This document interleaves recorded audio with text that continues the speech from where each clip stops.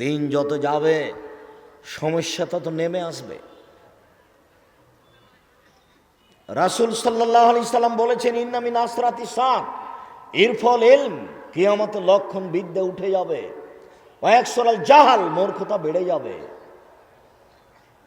ওয়াকসুরা শারবুল খামরে, নেশাদার দ্রব্য পান করা বেশি হয়ে যাবে। ওয়াকসুরা জেনা, জেনা বেশি হয়ে যাবে।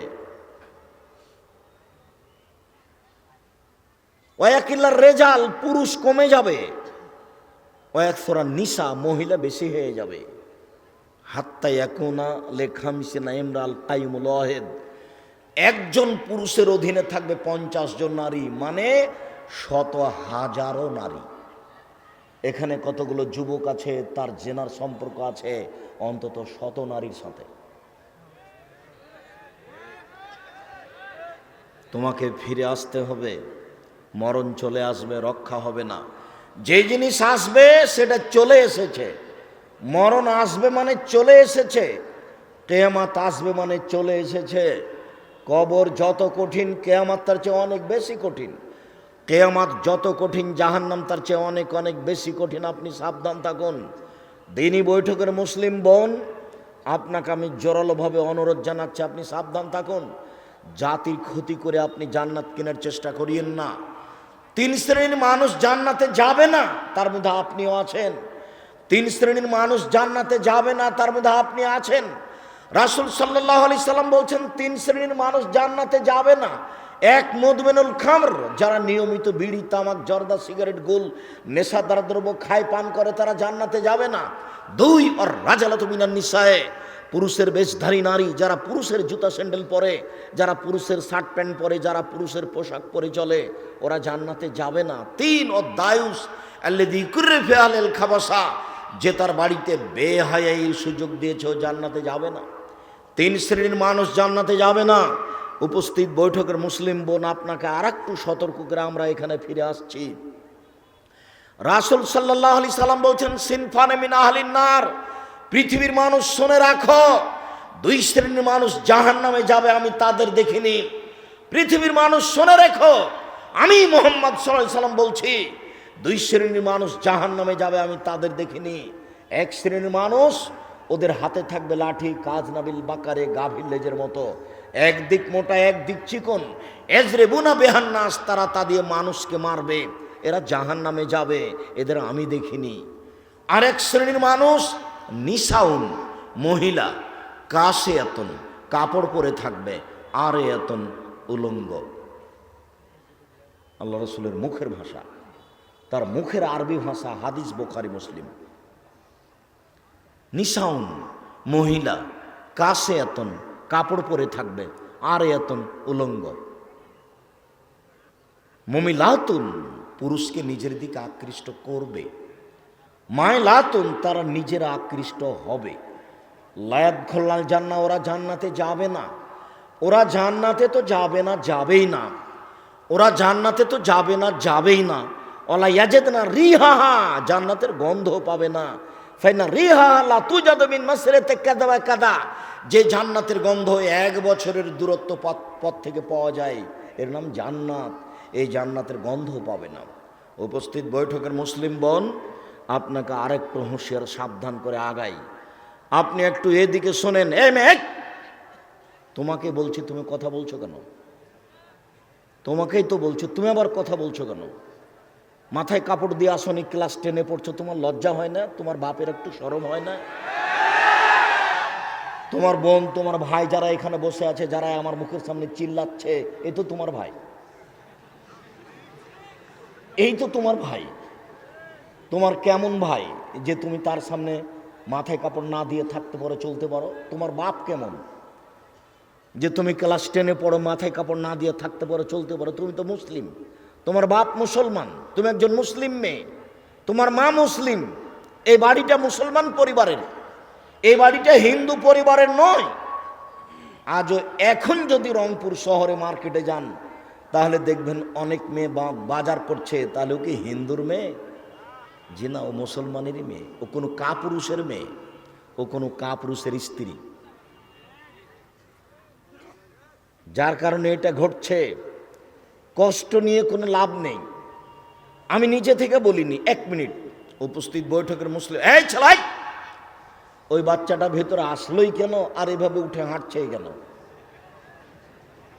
ধৈর্যের পরিচয় দিবেন। ওই পরিবেশ নষ্ট হবে এমন কাজ করিয়েন না। আর কোনো সময় মুখে হাসি দিয়ে বসে থাকার চেষ্টা করবেন না, লজ্জা করবেন। আপনার দাড়ি চাঁচা আছে, আপনার লজ্জা হয় না কেন? আপনার প্যান্টটা টাকনোর নিচে আছে, লজ্জা হয় না কেন? আপনি 5 ওয়াক্ত সালাত আদায় করেন না, লজ্জা হয় না কেন? আপনি বিড়ি সিগারেট খান, লজ্জা হয় না কেন? কেন আপনাকে এইভাবে হাসি আসে? আপনাকে দেখলো তো আমি কষ্ট পাই। আপনার হাতে তাবিজ আছে, গলায় মাদুলি আছে, আপনি তো মুশরিক, মরে গেলে জাহান্নাম হবে। মাদুলি এখন খুলে ফেলে দিয়ে যদি মরেন জান্নাত হবে। আংটিটা খুলে ফেলে দিতে হবে, বালা আছে হাতে, বালাটা খুলে ফেলে দিতে হবে, আবার হোক যেটাই হোক খুলে দিতে হবে এখনই। তাবিজ মাদুলি যা কিছু আছে যাতে অসুখ বিসুখ ভালো হয় সব খুলে দিতে হবে। মরলে মুসলমান, থাকা অবস্থা মারা গেলেও মুশরিক, জান্নাত পাবে না ও। মান তালাকা তামিম ফা আশরাকা, কেউ যদি শিরক তাবিজ ঝোলায় তাহলে সে শিরক করলো। উপস্থিত বৈঠকের মুসলিম বোন, আপনাকেই বলছি, আপনি দেখেন, আপনাকে বলছি কয়েকটা কথা। এক, আবু সাঈদ খুদরি রাদিয়াল্লাহু তাআলা আনহু বলেন, খারাজা রাসূলুল্লাহ সাল্লাল্লাহু আলাইহি ওয়াসাল্লাম ইয়াওমা ফিতরিনা ওয়াদা ইলাল মুসাল্লা, আল্লাহর নবী কুরবানির ঈদে অথবা রোজা ঈদে ঈদের মাঠে গেলেন। ফামাররা আলা নিসায়ে, তারপর মহিলাদের সামনে দিয়ে হাঁটলেন, হেঁটে বললেন, ইয়া মাশারা নিসায়ে তাসাদ্দাকনা ফাইন্নী উরিতুকুন্না আকসারা আহলিন নারে। মুসলিম মহিলারা শোনো, আমি তোমাদেরকে বেশিরভাগ জাহান্নামে দেখছি, তোমরা দান করো। মনে রাখবেন, সালাত আদায় করে জান্নাত পাওয়া যায়, জান্নাত কিনা যায় না। সিয়াম পালন করে জান্নাত পাওয়া যায়, জান্নাত কিনা যায় না। হজ করে জান্নাত পাওয়া যায়, জান্নাত কিনা যায় না। দানই এমন একটা জিনিস যা দিয়ে জান্নাত কিনে নেওয়া যায়। আল্লাহ নিজে বলছেন যে আমি তৈরি করেছি, টাকা দিয়ে বিক্রি করে দেবো। সেই জন্য মোমেন পুরুষ নারী ওরা আমার কাছ থেকে জান দিয়ে আর মাল দিয়ে কিনে নিবে, আমি ওটা বিক্রি করে দেবো। আল্লাহ বলছেন যে আমি জান্নাত তৈরি করেছি মোমেন পুরুষ নারীর কাছে বিক্রি করার জন্য। ও কিনে নেবে, ও মেয়েকে দিয়ে দিব, ওর বদলে আমাকে ও টাকা দিবে আর নিজেকে দিয়ে দিবে। তো দান দিয়ে জান্নাত কিনা যায়। উপস্থিত বৈঠকের মুসলিম বোন, আল্লাহর নবী আপনাকে বলছেন, আমি বেশিরভাগ মহিলাকে দেখলাম জাহান্নামে, জাহান্নামের অধিকাংশই নারী। তো মদিনার মহিলারা বলল, অবেমা ইয়া রাসূলুল্লাহ, কেন আমরা জাহান্নামে বেশি যাব কেন? তখন আল্লাহ রাসূল 3টা কথা বললেন। এক, তুকসিরনা লানা, তোমরা মানুষের অভিশাপ করো, বদনাম করো, অভিশাপ করো, বদনাম করো, ছোট কথার পিছনে লেগে থাকো, এই জন্য জাহান্নামে যাবা বেশি। 2, তাকফুরনা লাশিরা, স্বামীকে মেনে চলো না। ইয়াকফুরনা লাশিরা, স্বামীকে মেনে চলে না, এই জন্য জাহান্নামে যাবে। এই 2টা বললেন। তারপরে বলছেন, তোমরা শোনো, মারা আইতো আকে নাকে সাথে আকলি ন দিনিন আধাব আলে রুব্বিল রাজুলিল হাজমিন এহদা কন্যা, আমি তোমাদের চেয়ে দেখিনি কাউকে যে বুদ্ধিমানের বুদ্ধিকে নষ্ট করতে পারে। তোমরা এমন জাতি যে বুদ্ধিমানের বুদ্ধিকে নষ্ট করতে পারো। আমি দেখিনি তোমাদের চেয়ে কাউকে যে বুদ্ধিমানের বুদ্ধিকে নষ্ট করতে পারে। তোমরা এমন জাতি যে বুদ্ধিমানের বুদ্ধিকে নষ্ট করতে পারো। একবার হাসি মুখে কথা বললে যার সাথে বলো তার ঈমান বিক্রি হয়ে যায়। তোমার নাম্বার ধরে রাখে, তোমার সাথে কথা বলার জন্য চেষ্টা করে, মানে তুমি ঈমান তার কাছে বিক্রি করেছো।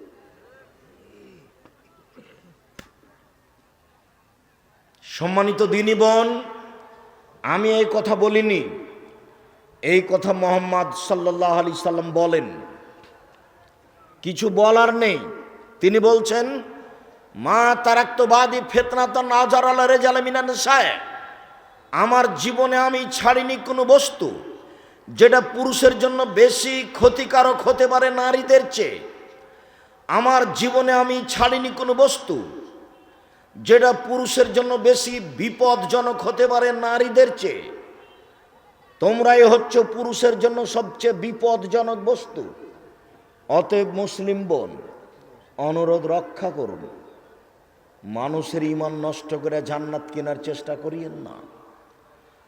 নিজের রং, চেহারা, মাথার চুল আরেকজনকে দেখিয়ে আরেকজনের ঈমানের ক্ষতি করে জান্নাত কেনার চেষ্টা করিয়েন, এটা হবে না। মহিলারা অধিক অংশই জাহান্নামে যাবে, এই কথা মুহাম্মদ সাল্লাল্লাহু আলাইহি সাল্লাম বলেন। মানুষের ঈমান নষ্ট করে জান্নাত কেনার চেষ্টা করিয়েন না। মানুষের ঈমান নষ্ট করে নিজেকে শিক্ষিতা মনে করিয়েন না, আপনি শিক্ষিতা মহিলা নন। যে জাতির ক্ষতি করে তাকে শিক্ষিতা বলা যেতে পারে না। তবে আপনাকে আমি একটা কথা বলে আশ্বস্ত করে যাচ্ছি, আপনি মনে রাখবেন। উপস্থিত বৈঠকের দিনই মুসলিম বোন, আপনাকে আমি একটা কথা বলে আশ্বস্ত করে যাচ্ছি, আপনি মনে রাখবেন। এ কথা আমি বলিনি, এ কথা মুহাম্মদ সাল্লাল্লাহু আলাইহি সাল্লাম বলেন। তিনি বলেন, মহিলারা যদি 4টা কাজ করতে পারে তাহলে তার জন্য জান্নাতের সব দরজা খোলা। মহিলারা যদি 4টা কাজ করতে পারে তাহলে তাদের জন্য জান্নাতের সব দরজা খোলা। 1, সলাত খামসাহা, 5 ওয়াক্ত সলাত আদায় করলো। 2, সমাত সাহারাহা, রমজান মাসের সিয়াম পালন করলো। 3, আতাদ বালাহা, স্বামীকে মেনে চলল। 4, আহসানাত ফারজাহা, জেনায় লিপ্ত হলো না। এই 4টে কাজ করলে জান্নাতের সব দরজা খোলা। আপনাকে আমি আবারও কথা বলতে নিষেধ করছি, আপনি এই 4টা কথা মনে করে যান। 1, 5 ওয়াক্ত সলাত। 2, রমজান মাসে রোজা সিয়াম। 3, স্বামীকে মেনে চলা, তিতা লাগলেও মিঠা লাগলেও। 4, জেনায় লিপ্ত না হওয়া। আব্দুর রাজাক সাহেব, দুঃখিত বলতে পারছি না, জেনায় আমি লিপ্ত হয়েছি কোনো একদিন, এখন পথ কি? এখন পথ কি? আপনি জেনার জন্য তওবা করেন, আপনার জন্য অনেক ব্যবস্থা আছে। আপনি আর কোনোদিন জেনায় লিপ্ত হবেন না, বিচারের মাঠে আপনি বিশেষ ছায়াতলে থাকতে পাবেন, এ কথা মুহাম্মদ সাল্লাল্লাহু আলাইহি সাল্লাম বলেন। 2, জেনা বন্ধ করতে পারলে আপনি সব বিপদ থেকে বেঁচে যাবেন, যে কোনো বিপদ। আব্দুর রাজাক সাহেব, প্রমাণ আপনি জানেন। ওই যে 3জন লোক রাস্তায় হাঁটছিল, বৃষ্টি আসলো, গর্তে ঢুকলো, পাহাড় এসে মুখের উপরে পড়লো, এরা আর বের হতে পারবে না। তো 3জনের একজন বলল, বাপ মাকে ভালোবাসি, পাথর সরিয়ে দাও, দিলাম। একজন বলল, একটা লোককে কাজে নিয়েছিলাম, অর্ধেক দিন কাজ করার পরে চলে যাচ্ছে, আমি বললাম বিনিময় পয়সা নাও, বললো নিব না, রাগ করে চলে গেল। আমি ওর টাকা দিয়ে জিনিস, গরু ছাগল বেশি করলাম। একদিন এসে বলছে অর্ধেক দিনের পারিশ্রমিক দিন। আমি বললাম গরু ছাগল সব নিয়ে যাও, বলল মজাক করবেন না, একদিনের টাকা দেন। আমি বললাম মজাক করিনি, সব নিয়ে যাও, তোমাকে সন্তুষ্ট করার জন্য করেছি। সব নিয়ে গেছে, পাথরটা সরিয়ে দাও, দিলাম। 3জন বলল, আমার চাচাতো বোনের সাথে আমি জেনা করতে চেয়েছিলাম, সে মহিলাদের মধ্যে সুন্দরী, আমাকে বলেছিল 100টি স্বর্ণ মুদ্রা লাগবে। আমি গরিব মানুষ, হাড় ভাঙা পরিশ্রম করে 100টা স্বর্ণ মুদ্রা তার হাতে দিয়ে আমি জেনায় বসেছি। আমাকে বলল ইত্তাকিল্লাহ, আল্লাহর বান্দা, তুই আল্লাহকে ভয় কর, আমাকে অসতী প্রমাণ করিস না। ফাকুমতু আনহা, আমি উঠে গেছি, আমি জেনা করিনি, পাথর সরিয়ে দাও। আল্লাহ বললেন দিলাম। আপনার জেনা হয়েছে, আপনি তওবা করুন কান্নাকাটি করে, পথ সহজ খোলা আছে। রিক্সাওয়ালাকে এক থাপ্পড় মারা কাজটা এর চেয়ে অনেক বড় জটিল। বেটিকে জমি না দেওয়া, বোনকে জমি না দেওয়া এর চেয়ে অনেক অনেক অনেক বড় জটিল। দলীয় দাপটে জমি দখল করা এর চেয়ে অনেক অনেক অনেক বড় খারাপ ব্যাপার। দাম্ভিকতা দেখিয়ে, ক্ষমতা দেখিয়ে, দলীয় দাপট দেখিয়ে, মানুষকে থাপ্পড় মেরে, মানুষকে অপমান করে এক সন্ধ্যা বাঁচার চেষ্টা করিয়েন না। ফেরাউন ডুবে গেছে, বিশ্বাস করুন, ফেরাউন ডুবে গেছে। ক্ষমতা দেখাবেন না। এই ছেলে, তোমাকে বলছি তওবা করে উঠো। বংশের ক্ষমতা দেখায়ও না, সম্পদের ক্ষমতা দেখায়ও না, দলীয় ক্ষমতা দেখায়ও না। মাটির মানুষের নত হয়ে থাকো। গালি দিলে ধৈর্য ধরে উঠে চলে যাও, মারলে চুপচাপ চলে যাও, উত্তর দিতে যাও না। পরিবেশ খুব কঠিন, দিন যত যাবে সমস্যা তারও কঠিন হবে। তোমার সত্যটাই হবে মিথ্যে, আর মিথ্যাই হবে সত্য। এই কথা মুহাম্মদ সাল্লাল্লাহু আলাইহি সাল্লাম বলেন।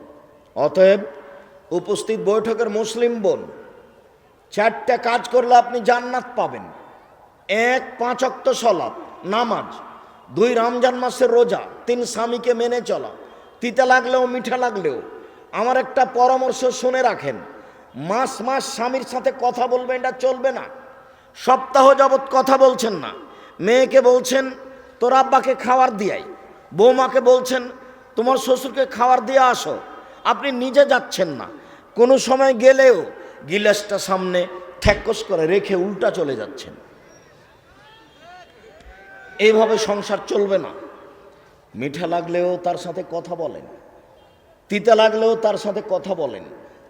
যদি বলেন আব্দুর রাজ্জাক সাহেব খুব চেষ্টা করেছি, হয় না, এর সাথে আমার হবে না, আমি চলতে পারবো না, তাহলে আপনি খোলা তালাক করে নেন, কোনো সমস্যা নেই। আপনাকে আল্লাহ রাসূল অধিকার দিয়েছেন। আপনি কাজী অফিসে যান, গিয়ে বলেন আমার একটা খোলা তালাক করে দেন। খোলা তালাক লিখে দিবে, চেয়ারম্যানের কাছে তার কাছে পাঠিয়ে দেন। 30 দিন পরে আপনি আর এক জায়গাতে বিবাহ বসেন, আল্লাহ আপনাকে অনুমতি দিয়ে রেখেছেন। থাকলে ভালোই থাকতে হবে, নইলে সংসার ত্যাগ করতে হবে। ঝুলন্ত অবস্থায় থাকা হবে না। তবে আমি আপনার দিনী ভাই, আপনাকে এই স্বামীর সাথে চলার জন্য অনুরোধ জানাচ্ছি।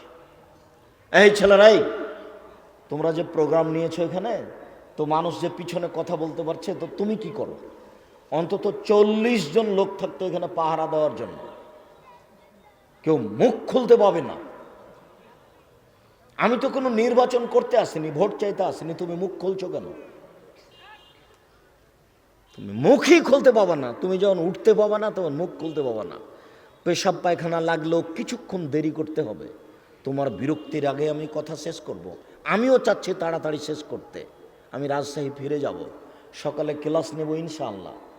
আমিও অপেক্ষায় আছি, তুমি ধৈর্য ধারণ করো, আমাকে দেখতে পাও আর না পাও। উপস্থিত বৈঠকের মুসলিম বোন, আপাতত আপনার সাথে আমি কথা শেষ করলাম। আপনি 4টা কাজ করেন, নিরাশা হয়েন না। জাহান্নামে অধিকাংশ নারী, এ কথাই ঠিক। এরপরেও জান্নাতে নারী যাবে, এ কথাই ঠিক।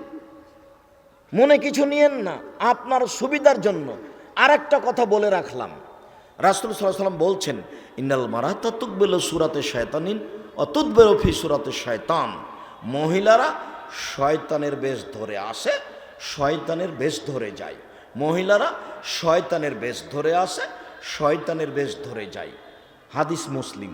আব্দুর রাজ্জাক সাহেব, এত কঠিনভাবে আমাদের ব্যাপারে কথা? জি, আপনার ব্যাপারে কথা আছে, এ কথাই ঠিক। তবে আপনাকে তো আমি খাদিজার মতো মনে করি, আপনাকে আমি আয়েশার মতো মনে করি। 1 মিনিট দেখবেন, 1 মিনিট আপনি দেখবেন একটু খাদিজাকে। এদিকে দেখেন, আবু হুরায়রা রাদিয়াল্লাহু তাআলা আনহু বলেন, আতা জিবরাইল ইলান নবী সাল্লাল্লাহু আলাইহি সাল্লাম।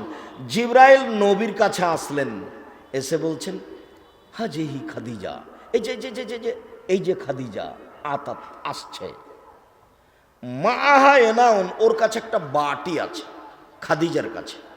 ফিহে এদামুন ও তামুন, বাটিতে আছে খাদ্য, বাটিতে আছে তরকারি। শোনেন, এই যে আতাতকা, যখন তিনি আপনার কাছে চলে আসবেন, জিবরাইল বলছেন। কে বলছেন বলেন তো? জিবরাইল বলছেন। কাকে বলছেন? আল্লাহ রাসূল মুহাম্মদ সাল্লাল্লাহু আলাইহি সাল্লামকে বলছেন। শোনেন, ও যখন আপনার কাছে চলে আসবে তখন ফাকরা আলাইহা সালাম মিন রাব্বিহা মিন্নি, আপনি তাকে সালাম দিবেন আল্লাহর পক্ষ থেকে, আপনি তাকে সালাম দিবেন আমার পক্ষ থেকে, আপনি তাকে সালাম দিবেন আল্লাহর পক্ষ থেকে, আপনি তাকে সালাম দিবেন আমার পক্ষ থেকে। অবাশশার হবে বাইতিন ফিল জান্নাহ, জান্নাতে একটা ঘর তার জন্য বানানো হয়েছে, এইটা আপনি বলে দিবেন।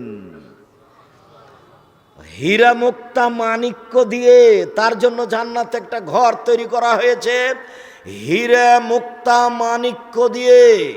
ওয়ালা সাখাবিন ফিহি ওয়ালা নাসব, সেখানে কোনো হইচই নেই, সেখানে কোনো কষ্ট ক্লেশ নেই, সেখানে কোনো হইচই নেই, সেখানে কোনো কষ্ট ক্লেশ নেই। তার জন্য একটা জান্নাতে ঘর বানানো হয়েছে হীরা মুক্তা মাণিক্য দিয়ে। বলেন তো, ইনি পুরুষ মানুষ না মহিলা মানুষ? মহিলা মানুষ। আল্লাহ রাসূল যখন বললেন মহিলারা শয়তানের বেশে আসে, শয়তানের বেশে যায়, তখন খাদিজাকে ছেড়ে বলেননি। তাহলে বোঝা যাচ্ছে যে ভালো আমল করবে যারা, তারা এর মধ্যে নয়, পৃথক হয়ে গেছে। আল্লাহ রাসূল বলছেন, এক মিনিট আমার দিকে দেখেন, আল্লাহ রাসূল বলছেন আয়েশা ইকরেকে হাজা জিবরাইল ইকরেকে সালামা, এই যে জিবরাইল তোমাকে সালাম দিল। মানে এক খাটে তিনজন, এক খাটে মুহাম্মদ সাল্লাল্লাহু আলাইহি সাল্লাম, আয়েশা রাদিয়াল্লাহু তাআলা আনহা, জিবরাইল আলাইহিস সালাম, এক জায়গায় তিনজন, এক জায়গায় এক খাটের উপরে, এক চাদরের নিচে তিনজন। আল্লাহ নবী বলছেন আয়েশা তোমাকে জিবরাইল সালাম দিল। তখন আয়েশা বলছেন ওয়া আলাইহিস সালাম ওয়া রাহমাতুল্লাহ, তার উপরে আল্লাহর শান্তি বর্ষিত হোক, তার উপরে আল্লাহর রহমত নাজেল হোক। ওহুয়া তারা ওয়ালা নারা, আরে আপনি তো দেখতে পান, আমরা তো দেখতে পাই না। আপনি তো জিবরাইলকে দেখতে পাচ্ছেন, আমি তো দেখতে পাই না। এক খাটে তিনজন। বোঝা গেল না কথা? মনে হয় মানে ওইখানেই বলছেন আয়েশা যে জিবরাইল তোমাকে সালাম দিল, হাজা জিবরাইল, এই যে জিবরাইল, হাদিসে এসেছে হাজা জিবরাইল, এই যে জিবরাইল তোমাকে সালাম দিল। তখন আয়েশা বলছেন ওয়া আলাইহিস সালাম ওয়া রাহমাতুল্লাহ। উনি তার দেখতে পাচ্ছেন না, উনি বলছেন তার উপরে শান্তি, তার উপরে সালাম, তার উপরে রহমত। ওহো আয়ারা ফালানারা, তিনি তো দেখতে পান, আমরা তো দেখতে পাই না। এক জায়গায় তিনজন। আপনাকে তো আমি আয়েশার মতো মনে করি। আপনি আর একটা কথা মনে রাখেন, ভালো করে মনে করেন তো, খেয়াল করেন। তাই ছেলে, তোমার বোন যদি মনে রাখতে না পারে তাহলে তুমি বলে দিও গিয়ে, এদিকে দেখো, তুমি আবার মনে করে যাও। আল্লাহর নবীর কবর হয়েছিল কার ঘরে বলো তো দেখি? আয়েশা রাদিয়াল্লাহু তাআলা আনহার ঘরে। তো এখন তো কবর হয়ে গেছে, ওখানে তো উনি শোন না। তো যখনই যান তখন মনে করে এটা আমার স্বামীর ঘর, তো মাথায় কাপড় দেন না, স্বাভাবিকভাবে যান। তো অনেকদিন পরে সেখানে কবর হলো তার বাপের, তখন তিনি বলছেন এটা আমার স্বামীর কবর, এটা আমার বাপের কবর। তেমনি স্বাভাবিকভাবে যান, মনে কিছু করেন না। কিছুদিন পরে ওখানে কবর হলো উমর রাদিয়াল্লাহু তাআলা আনহুর। তখন আয়েশা বলছেন আমি কবরকে লজ্জা করি, সেই দিন থেকে আর আমি মাথায় কাপড় না দিয়ে ওখানে যাই না। আর আপনি এখন মাথায় কাপড় দিয়ে আছেন না, না দিয়ে আছেন। বলেন আপনি আমাকে কি বলতে চাচ্ছেন? বলেন আপনি আমাকে কি বলতে চাচ্ছেন? সম্মানিত দিনী ভাই বোন, হাজার হাজার লক্ষ জনতা এসেছেন। আমি লক্ষ জনতা দিয়ে যতটুকু খুশি হব, মনোযোগ সহকারে শুনে একটা আমল করবেন, এটা দিয়ে আমি তার চেয়ে বেশি খুশি হব। আমার জীবনে বড় আফসোস থাকলো, আমি জাতির সামনে ভালোভাবে কথা বলতে পারলাম না। যারা মিথ্যা কথা বলে তাদেরই সংখ্যা, তাদেরই জনতা লক্ষ, হাজারো, কোটি। যারা বিবেচনা করতে পারে না, বিবেচনা করে বলে না, কেসা কাহিনী দিন কাটাই, তাদেরই জনতা লক্ষ কোটি। আমরা জাতির সামনে ভালোভাবে দাঁড়াতে পারলাম না, এমনিতেই চলে যেতে হবে এটা মনে করছি। এরপরে বলছি পরিস্থিতি যা, যেইভাবে বক্তব্য চলছে, যেইভাবে সামাজিক অবস্থা, তাতে বক্তব্য দিয়ে এবাদত করে বিচার মাঠে জান্নাত পাবো এটা আমার মনে বলে না। তবে যখন আমি রাস্তাঘাটে চলি, বিমানবন্দরে যাই, কোনো দেশে যাই, বিদেশে গিয়ে কোনো হোটেলে ঢুকি, তখন আমাকে বলে, আব্দুর রাজ্জাক সাহেব আপনার কথাতে দাড়ি ছেড়ে দিয়েছি, এভাবে পোশাক পরেছি, প্যান্টটা কেটে দিয়েছি, 5 ওয়াক্ত সালাত আদায় করি, তখন মনে একটু আশ্বাস তো হয় যে এই লোকটা যে আমল করছে এখান থেকে আমিও কিছু পাবো। আমি আসলে আপনার আমল দিয়ে একটু কোনো রকমে জান্নাত পেতে চাচ্ছি, নিজের কিছু আমল দিয়ে জান্নাত পাবো এমনটা আমার বিবেচনায় আসে না। ইন্নাকা আলা কুল্লি শাইইন কাদির, তুমি সব কিছু করতে পারো। ইন্নাকা আলা কুল্লি শাইইন কাদির, তুমি সব কিছু করতে পারো। তুমি আজিজ, তুমি পরাক্রমশালী, তুমি কাবি, তুমি শক্তিশালী, ফাআলুল লিমা ইউরিদ, তুমি সব কিছু করতে পারো। তোমাকে বিশ্বাস করি। সম্মানিত দিনী ভাই বোন, পরিস্থিতি অনুযায়ী জাতির সামনে এমনিতে সময় কাটালাম মনে হয়, রাস্তাঘাটে মনে হয় সময়টা পার করে দিলাম, সফর দিয়ে মনে হয় সময়টা পার করে দিলাম, আমি আল্লাহকে কিছু বলতে পারলাম এমনটা আমার মনে বলে না। সময়টা মনে হচ্ছে রাস্তাঘাটে পার করে দিলাম, জাতির কিছু উপকার করতে পারলাম কি না, নিজের আমল দিয়ে বিচারের মাঠে সফলতা আনতে পারবো এটা আমার মনে বলে না। তাই আমি আপনার দিকে চেয়ে আছি, আপনি শুনে যদি একটু আমল করেন, ওখান থেকে যদি কিছু পাই তাহলে জান্নাত পাবো ইনশাল্লাহ। এইটুকু আশা আমি দিন কাটাই। যার কারণে আমি বলি, জাতির যদি রাস্তাঘাট করে দিতে না পারি, জাতির যদি স্কুল কলেজ করে দিতে না পারি, জাতিকে আমি চূড়ান্ত সঠিক ধর্ম দিতে পারবো ইনশাআল্লাহ। ধর্মের ব্যাপারে আমি জাতিকে ফাঁকি দিয়ে পরকাল হারাতে রাজি নই। অতএব দিনী ভাই বোন, আমি যখন কোনোরকম করে কষ্ট করে আপনার কাছে চলে আসব, তখন আপনি ধৈর্য ধারণ করে একটু কথা বলার শোনার একটু চেষ্টা করবেন। আল্লাহর কসম আপনাকে আমি ফাঁকি দিতে আসিনি, আল্লাহর কসম আপনাকে আমি ফাঁকি দিতে আসিনি, আল্লাহর কসম আপনাকে আমি কেসা কাহিনী শোনাতে আসিনি,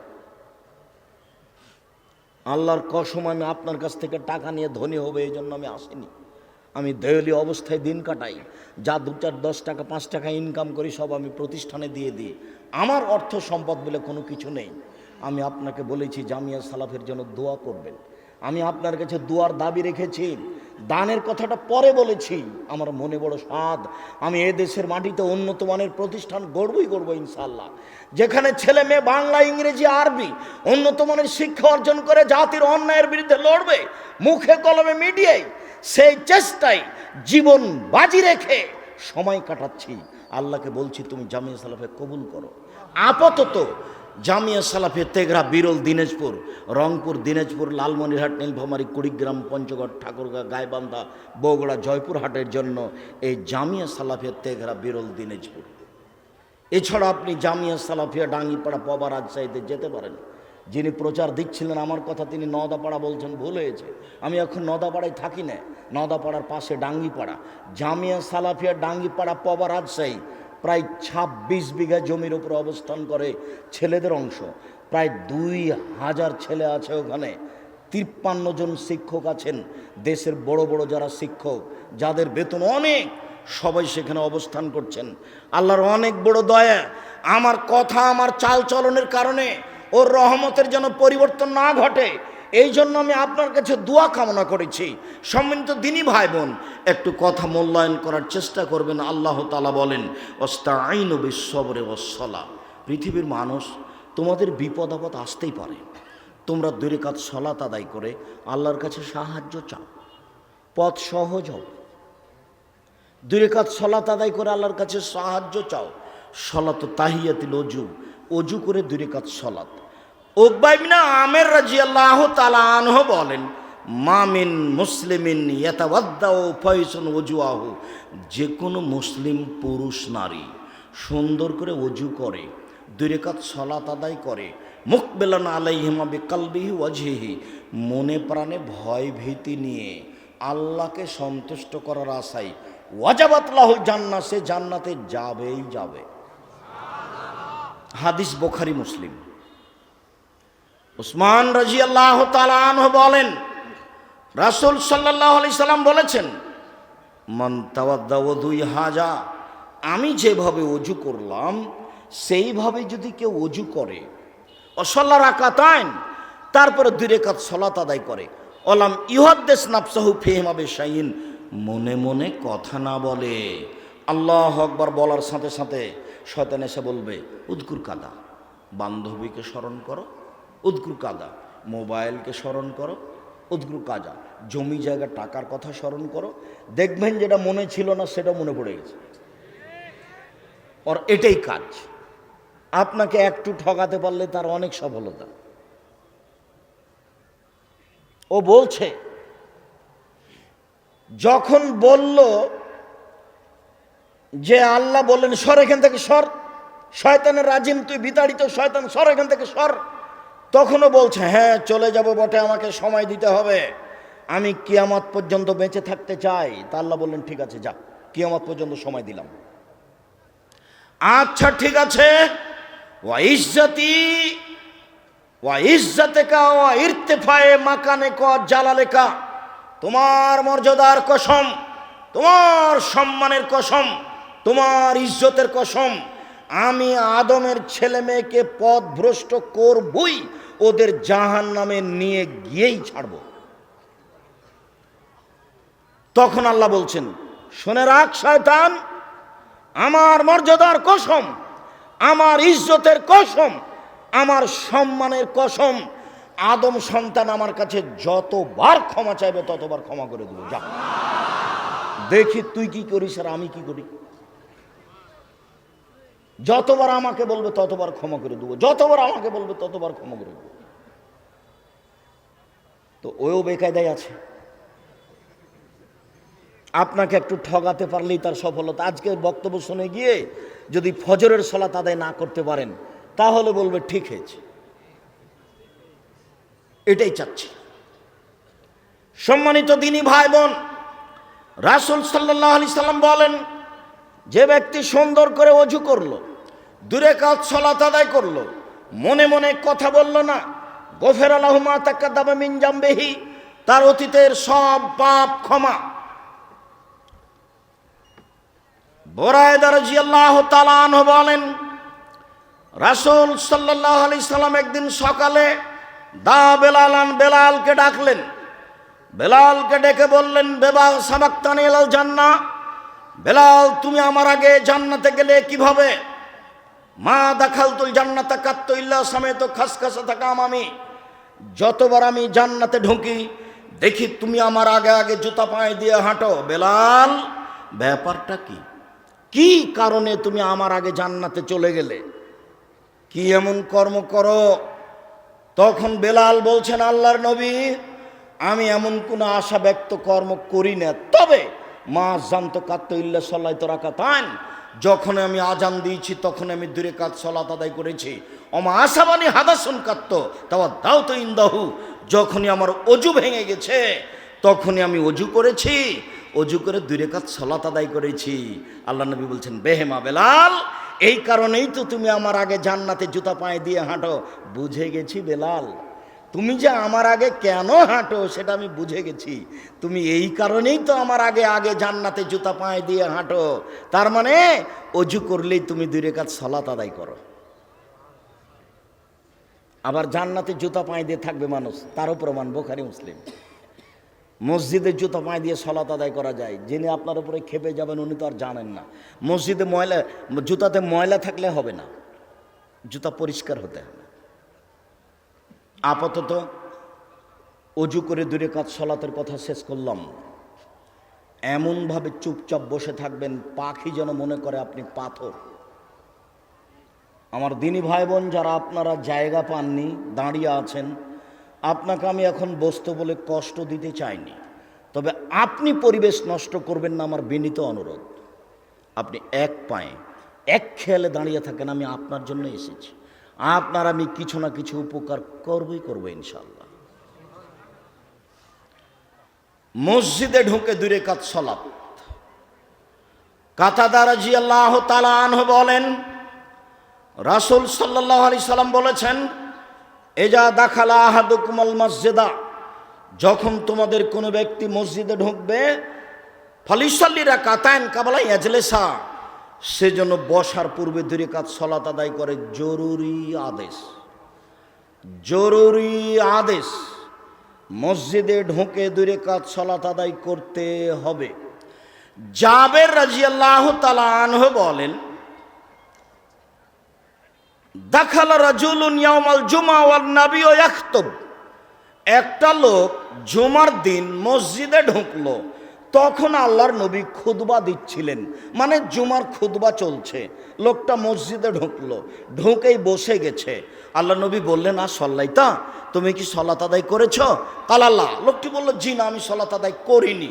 আল্লাহ রসুল বললেন, কুম সাল্লে, এই উঠো, 2 রাকাত সলাত আদায় করো, উঠো, 2 রাকাত সলাত আদায় করো। বোঝা যাচ্ছে কেউ যদি খুতবা চলাকালীন ঢুকে বসে যায়, তাহলে ইমাম তাকে দাঁড়াতে বলবেন এবং 2 রাকাত সালাত আদায়ের জন্য আদেশ করবেন। হাদিস বুখারী মুসলিম।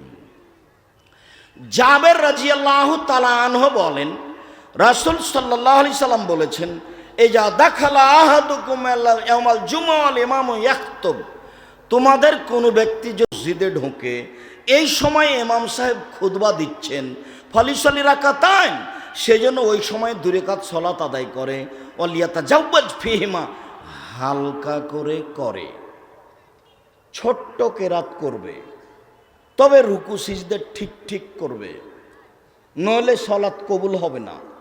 রুকু সিজদা ঠিক ঠিক করে ছোট ছোট সূরা পড়ে 2 রাকাত সালাত আদায় করবে। হাদিস মুসলিম।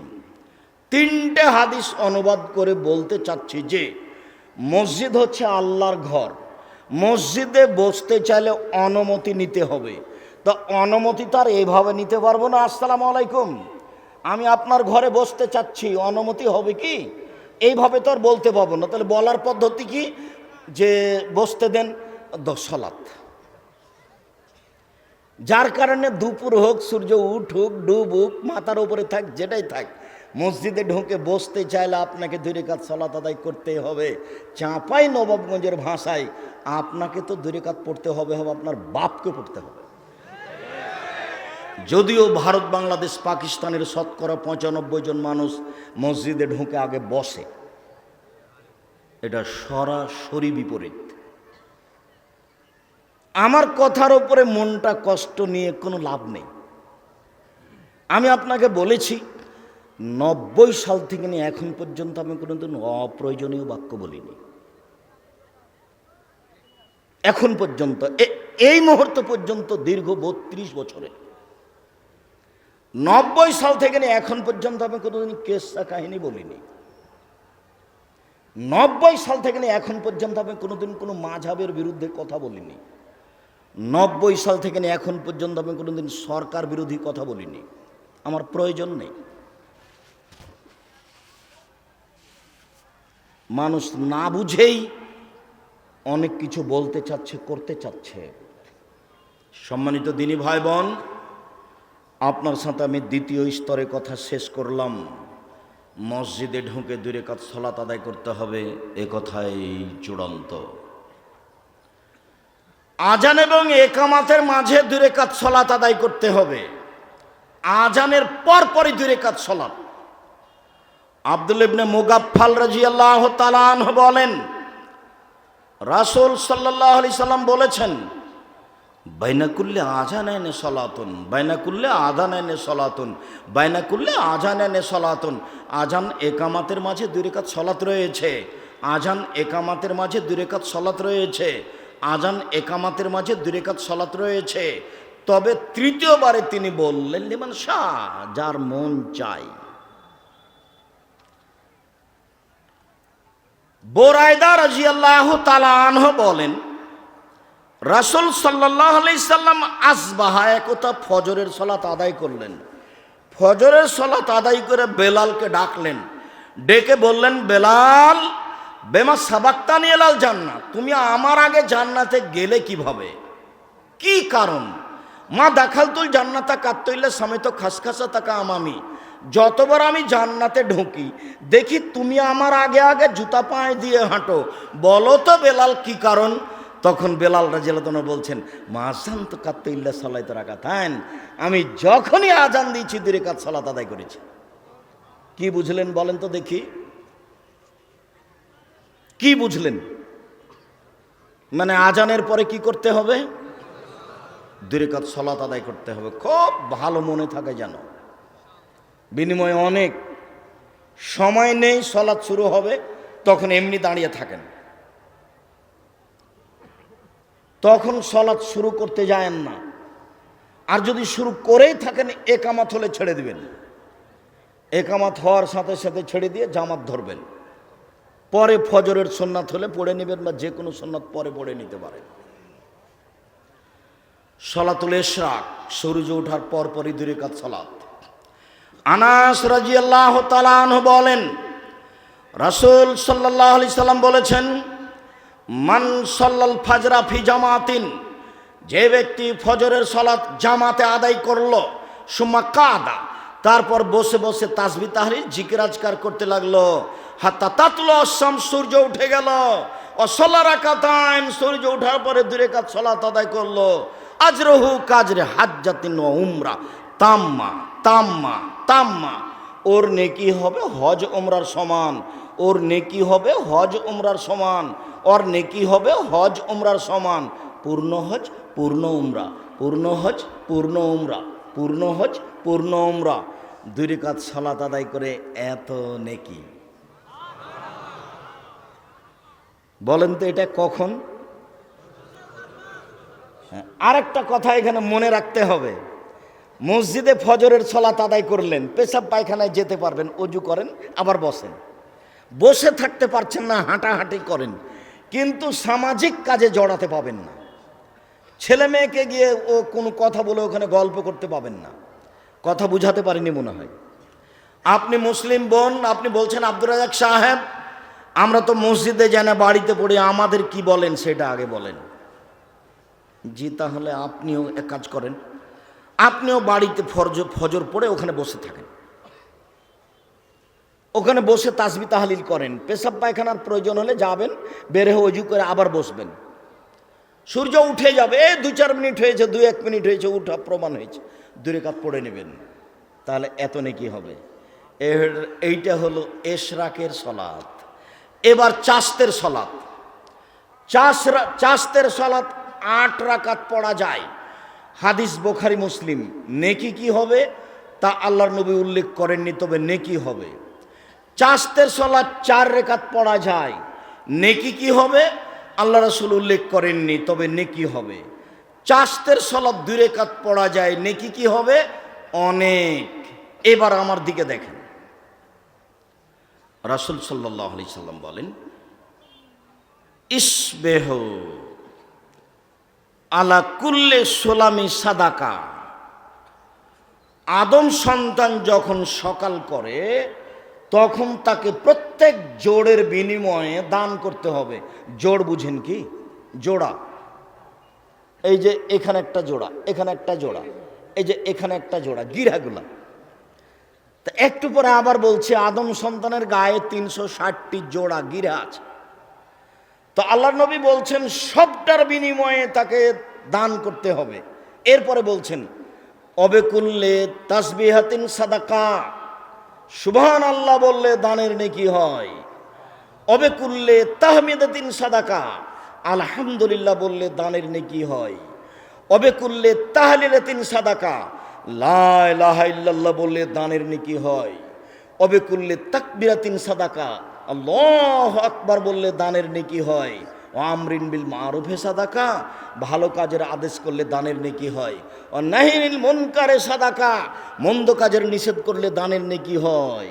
ও ইয়াজি ইয়ারকাও রাকাতায়নে ইয়ারকাও রাকাতায়নে যোহা, সব মিলে যত নেকি হয় চাস্তের 2 রাকাত সালাত আদায় করলে তত নেকি হয়। এবার মনে থাকবে না মনে হয়? এত কিছু করে যত নেকি হয়, চাস্তের 2 রাকাত সালাত আদায় করলে তত নেকি হয়। তবে মনে রাখবেন লা ইলাহা ইল্লাল্লাহ বললে নেকি হবে। কেউ যদি বলে লা ইলাহা লা ইলাহা লা ইলাহা, গুনাহ হবে। কেউ যদি বলে ইল্লাল্লাহ ইল্লাল্লাহ ইল্লাল্লাহ, গুনাহ হবে। কেউ যদি বলে আল্লাহ আল্লাহ আল্লাহ, এ নামে জিকির নাই, এটা তো গুনাহ হবে। কেউ যদি বলে হু হু, এটা তো গুনাহ হবে। একটা তো নেকি হবে না। কোনটাতে নেকি হবে?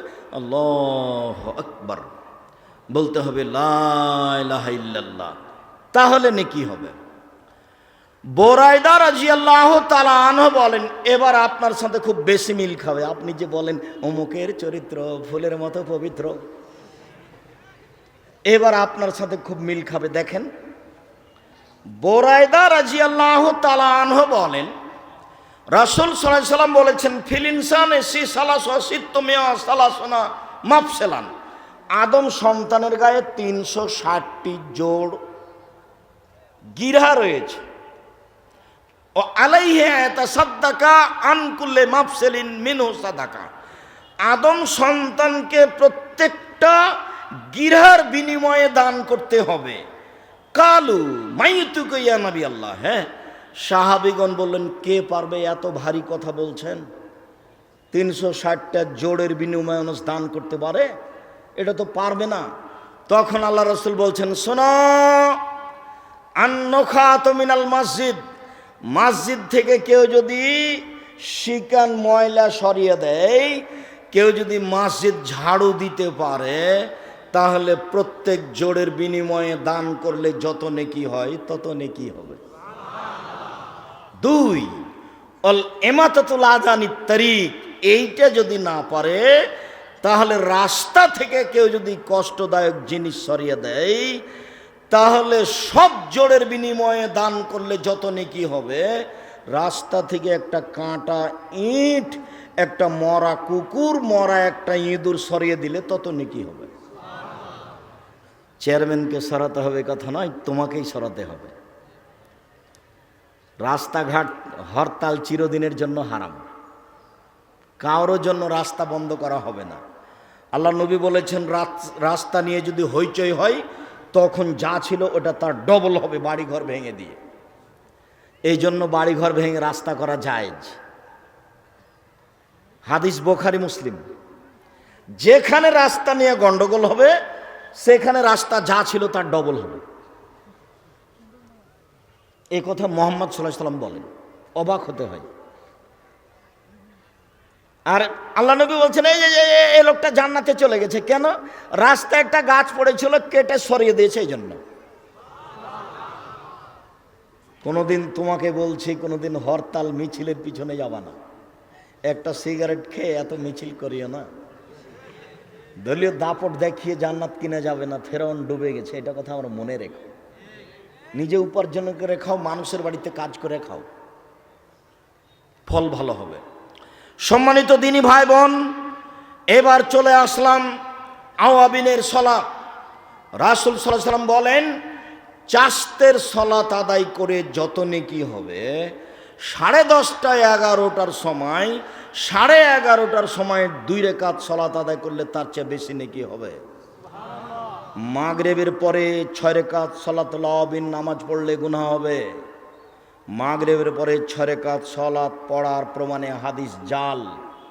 মাগরিবের পরে মাত্র 2 রাকাত পড়তে হবে মাগরিবের সুন্নাত।